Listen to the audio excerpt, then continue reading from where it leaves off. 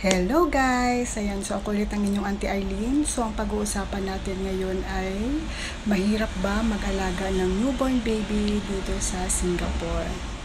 Wow! Ang galing sumayaw at ang ganda. Ganyan ang mga dugong Pilipino. So guys, itong share ko sa inyo ay based on my experience. Disclaimer lang po, iba-iba po ang way ng pag-aalaga ng bata dito. Nakadepende po sa ating employer kung medyo maselan yung ating employer or hindi, ganon. So yung sa akin naman po kasi nung nakarating ako dito is 8 months pregnant yung amo ko, so talagang hindi pa siya nanganak, nandito na ako. So after niyang manganak guys, meron din silang hired na isang auntie or helper din na taga dito na medyo may edad na. Ayan siya. So yun, sobrang bait niya guys sa akin, as in wala akong masabi sa kanyang hindi maganda. Tinuturo niya sa akin. Bali ang mangyayari niyan is siya muna talaga yung mag-aalaga dun sa bata. Siya yung naka-assign sa pagluluto sa amin kasi nilulutuan niya yung mga amo ko ng mga, hindi ko alam kung herbs ba ang tawag doon, or yung mga pinapakuluan ng mga ang daming mga buto-buto or something. Hindi ko alam kung anong tawag yun. Basta everyday may meron siyang hindi ko alam kung ang ano yun is para talaga sa, siguro kung para sa ating kailangan natin ng mga malunggay or kailangan natin ng mga sustansya, yun naman sa kanila dito. Meron siyang per day na pinapakain at pinapainom doon sa amo kong babae, pati na rin sa amo kong lalaki, at pati na rin ako libre din ako sa pagkain. So yun, so yung first month ko talaga guys, hindi ako nahirapan kasi more on akong parang inaano ko lang siya, ino-observe ko lang kung paano siya gumawa, kung paano niya inaasikaso yung baby at saka yung mga amo ko din. So yun, bali nung first month talaga namin guys is eto nga pala, may isa akong pagkakamali guys na wag nyo rin nagagawin. Nung nasa hospital pa lang yung amo ko, pagkapanganak niya, pinhawakan sa akin yung bata. Usually kasi umiyak yung bata nung time na yun, so pinhawakan muna nila sa akin. So ang ginawa ko guys is hineli ko ng ganun. Hindi naman siya sobrang ganun shake kasi nga alam ko newborn yun, so medyo maano pa yung katawan nun, ganun lang, and bawal pala kahit sobrang shake lang kahit hindi lang siya sobrang shake talaga, basta ganun.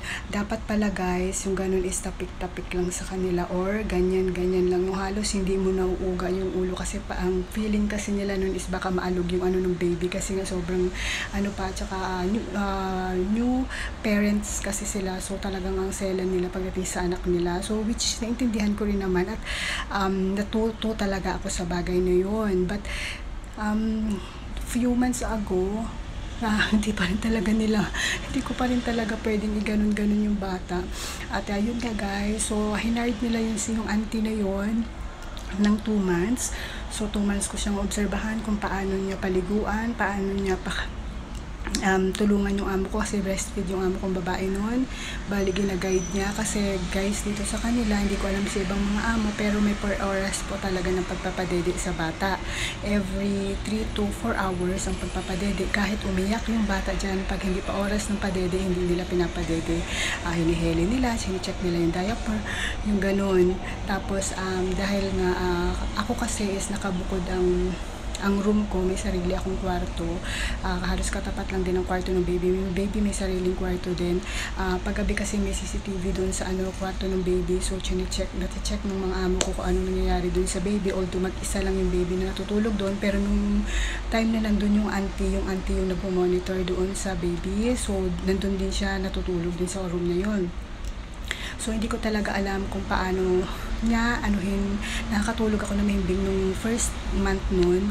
Kaso lang nagkaroon sila ng konting problema nung amo kong lalaki. Parang hindi yata nagustuhan ng amo kong lalaki, nakita yata sa CCTV kung paano niya iheli yung bata, and hindi nila gusto.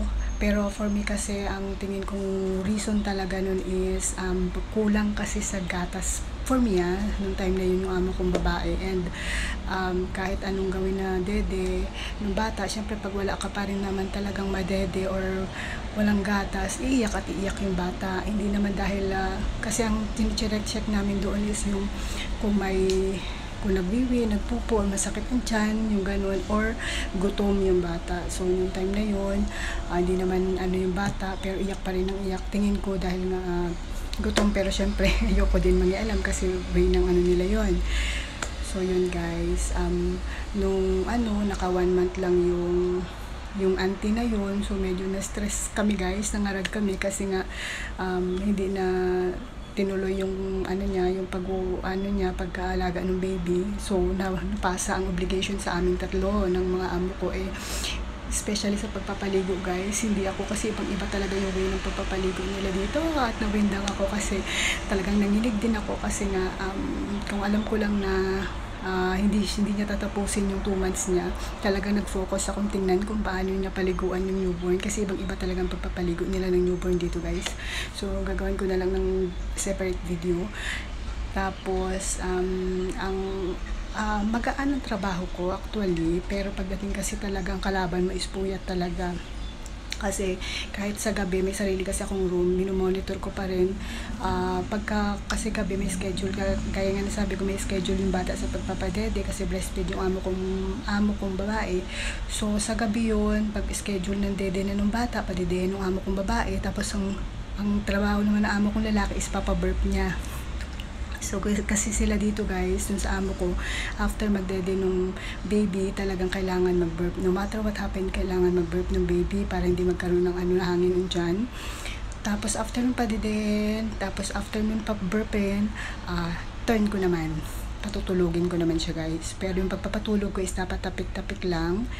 Kasi nasa crib naman siya. Kung iheli ko naman, ganun-ganun lang. Hindi mo siya pwedeng i-shake. So, talagang nag-struggle ako nun guys. Na hindi talaga ako, almost hindi na ako nakakatulog ng gabi. Pero hindi, pagka ganun yung situation, meron naman yung amo ko naman is marunong naman din sila, may consideration. So, kahit di ko matapos yung trabaho ko sa araw, binibigyan nila ako makatulog ako ng 1 oras, 2 oras sa araw. Kaso nga lang ang problema guys, hindi ako makatulog ng maayos sa araw. Sumasakit lalo yung ulo ko. Tapos may dumating pa yung point kasi talaga na, yun nga, hindi ko din talaga kinaya na, kasi nung way back na nasa Pilipinas ako, nagkaroon kasi ako ng accident dati, nagkaroon ako ng bukol dito, at ininda ko siya gabi-gabi nung nandito na ako, na talagang dumating sa point na takot ako baka mategi ako dito, kasi yung alam mo yung kumikirot siya, parang may may sumisip-sip sa dito ko na makirot, na talagang tingin ko sa puyat din yun, kasi nung nandito na ako sa pangalawang amo ko, hindi ko na siya nararanasan. So natakot ako nun guys, pero gusto kong sabihin sa mga amo ko, pero natakot din ako dun sa point na matakot sila dun sa nangyari sa akin, na kumikirot-kirot siya at baka mamaya isend back ako or pauwi na ako. So tiniis ko yun guys, pero talagang may nag-advise sa akin na lumipat ka na lang, wag ka na lang sa newborn. Tapos basta yun, may case na gano'n nangyari. So nag-alam ako sa amo ko nung time, kasi hindi ko talaga siya guys kinaya, na kung siguro hindi ko iniinda na yung ko dito, bukol sa ulo, pag-aksidente ko nasa Pinas ako. Kung hindi ko siguro ako natatakot nung time na yun, baka natapos ko rin yung contract. Hindi ako overall guys, naka 1 year and 7 months lang ako sa kanila. Tapos lumipat ako ng ibang employer, pero yun nga,